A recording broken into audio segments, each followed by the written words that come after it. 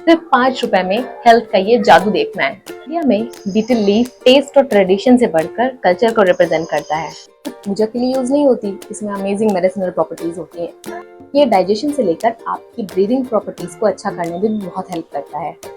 ये स्टमक को रिलैक्स करता है, मूड को अपलिफ्ट करता है और फ्रेशनेस ऑफ ब्रीथ प्रोवाइड करता है। नॉट ओनली दिस, ये आपकी बॉडी को इन्फेक्शन से भी प्रिवेंट करता है।